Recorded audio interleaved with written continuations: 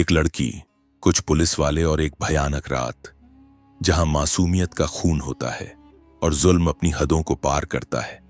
यह कहानी आपको दिखाएगी कि जब इंसाफ और इंसानियत गुम हो जाए तो एक मासूम लड़की अपनी इज्जत के लिए कैसे जंग लड़ती है। क्या आप तैयार हैं उस रात का हिस्सा बनने के लिए? आरोनपुर की रहायशी सीता कुमार अपनी सादी स्कूटी पर सवार होकर तेजी से अपनी बहन की शादी में जा रही थी। न कोई सरकारी गाड़ी, न कोई सुरक्षा, बस एक आम लड़की की तरह स्कूटी चलाते हुए। जैसे ही वह गांव के मुख्य हाईवे पर पहुंची, सामने पुलिस की बैरिकेडिंग नजर आई। 3-4 पुलिसकर्मी सड़क पर खड़े थे और बीच में वर्दी में दारोगा राजेश कुमार मौजूद था। सीता की स्कूटी पुलिस की साइड में लग गई। दारोगा की आवाज में एक गरज थी, कहां जा रही हो? मेरी बहन की शादी है, वहीं जा रही हूं, सीता ने शांत लहजे में जवाब दिया। दारोगा ने उसे सिर से पांव तक घूमा, फिर मुस्कुराते हुए बोला, अच्छा तो शादी में जा रही हो, लेकिन हेलमेट नहीं पहना और स्कूटी भी बहुत तेज चला रही थी। चलो, चालान भरना पड़ेगा। उसने चालान बुक निकालते हुए कहा। सीता समझ गई कि यह सिर्फ एक बहाना था। वह बोली, सर, मैंने कोई कानून नहीं तोड़ा। अरे मैम, हम कानून को नहीं समझा रहे, दारोगा ने रूखे अंदाज में कहा। फिर उसने साइड में खड़े एक सिपाही की तरफ देखा और सीता की तरफ इशारा करते हुए कहा, ऐसे नहीं मानेगी, इसे तरीका सिखाना पड़ेगा। अचानक दारोगा ने जोर से सीता के गाल पर थप्पड़ मारा। बहुत सवाल पूछती है, जब पुलिस कुछ कहे तो चुपचाप मान लेना चाहिए। दारोगा की यह बात सुनकर सीता का दिल एक पल के लिए दुखी हो गया, लेकिन उसने खुद को संभाल लिया। उसकी आंखों में गुस्से की चिंगारी थी। दारोगा हंसते हुए बोला, अभी भी अकड़ दिखा रही है, लगता है इसे अच्छे से सिखाना पड़ेगा। एक सिपाही आगे बढ़ा और बोला, मालिक, थाने ले चलें, वहां आराम से मामला देख लेंगे। दारोगा ने सिर हिलाया, हां, इसे थाने ले चलते हैं, तब समझ आएगा कि पुलिस से कैसे बात की जाती है। एक सिपाही ने सीता का हाथ पकड़कर खींचा। चल, जीप में बैठ। सीता ने अपने हाथ छुड़ाते हुए और गुस्से से कहा, हिम्मत मत करना। दारोगा का पारा चढ़ गया। उसने अपने एक आदमी से कहा, इसका घमंड तोड़ो। एक सिपाही आगे बढ़ा, सीता के बाल खींचते हुए जबरदस्ती घसीटने की कोशिश की।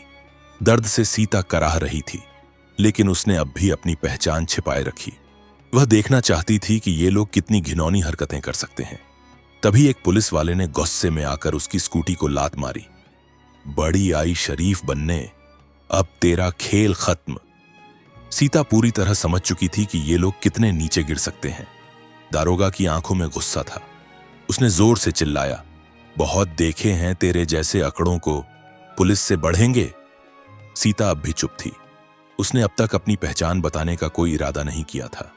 वह देखना चाहती थी कि प्रशासन कितनी नीचाई तक जा सकता है और ये लोग जुल्म की कितनी हदें पार कर सकते हैं। दारोगा राजेश कुमार अब झुंझलाया हुआ था। उसके सामने एक लड़की खड़ी थी जिसे थप्पड़ मारे गए, जिसके बाल खींचे गए, जिसे जबरदस्ती घसीटा गया, लेकिन वह अब भी चुप थी। उसकी यह चुप्पी दारोगा को और गुस्सा दिला रही थी। उसने सिपाहियों को घूरते हुए कहा, चलो थाने चलते हैं, वहां देखेंगे इसका क्या करना है। 2 सिपाहियों ने सीता के दोनों हाथ पकड़कर घसीटना शुरू कर दिया। छोड़ो मुझे, सीता पहली बार जोर से चिल्लाई। दारोगा हंसा, अब जबान खोली, चल थाने में देखेंगे कितना बोलती है। थाने में पहुंचते ही दारोगा जोर से चिल्लाया, वो चाय पानी लाओ। सीता अब भी चुप थी। दारोगा ने अपने जूनियर से कहा, सुन, किसी तरह इस पर कोई केस डाल दो।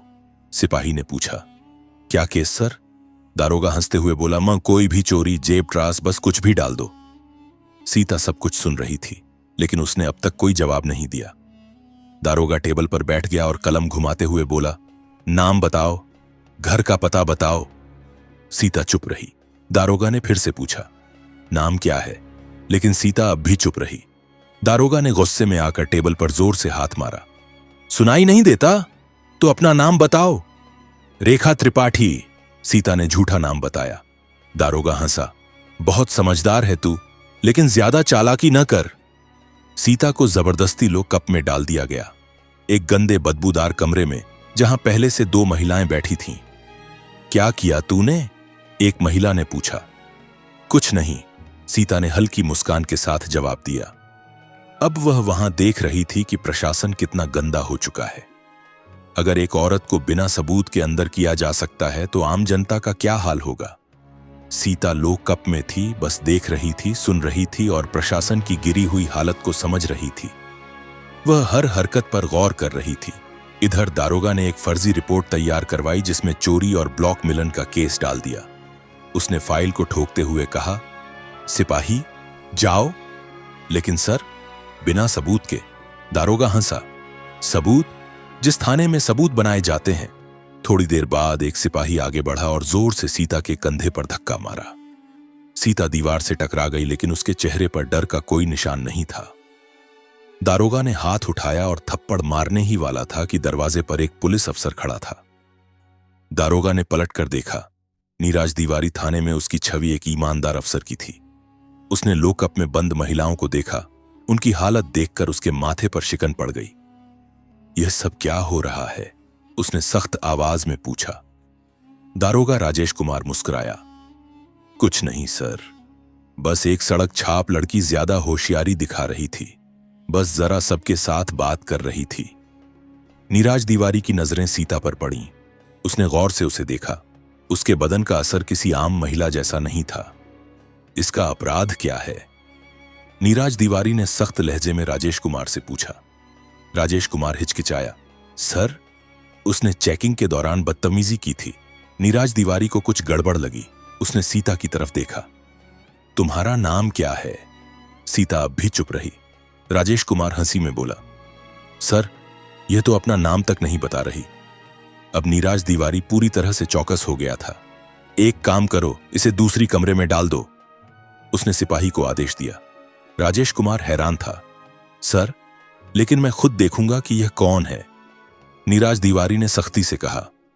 नीराज के आदेश पर सीता को दूसरी कमरे में डाल दिया गया। सिपाही धीरे धीरे अंदर आया और धीरे से बोला, सर, वो क्या हुआ? कौन है? राजेश कुमार चढ़ते हुए बोला, दम साहब। राजेश कुमार का चेहरा सफेद पड़ गया। नीराज दीवारी भी चौकस हो गया। अब मामला बहुत बड़ा हो चुका है। दम साहब ने थाने में कदम रखा। उनकी आंखों में गुस्सा था। उन्होंने सीधा राजेश कुमार की तरफ देखा और खड़े लहजे में पूछा, दारोगा राजेश कुमार, यह सब क्या चल रहा है यहां? राजेश कुमार हकलाते हुए बोला, सर, कुछ नहीं, बस एक मामूली केस था। दम साहब ने टेबल पर पड़ी सीता की फाइल उठाई और ध्यान से पढ़ी। उनका माथा सिकुड़ गया। फिर उन्होंने सीता की तरफ देखा। इस महिला पर 420 और धोखाधड़ी का केस है। दम साहब की आवाज गरजते हुए सुनाई दी। उन्होंने राजेश कुमार को घूर कर देखा। क्या सबूत है? राजेश कुमार अब पूरी तरह से फंस चुका था। दम साहब ने सीता की तरफ देखा और सीधा सवाल किया, आपका नाम? सीता ने हल्की मुस्कान दी, फिर पहली बार अपना असली नाम बताया, सीता मिश्रा। दम साहब की आंखों में हैरानी थी।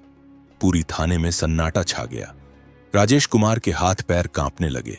सारे पुलिसकर्मी खड़े हो गए। राजेश कुमार के पैरों तले जमीन खिसक गई। जिसे वह ठीक समझकर एक फर्जी केस में फंसा रहा था, वह खुद एकदम निकल गई। थाने के सारे पुलिसकर्मी सकते हुए रह गए।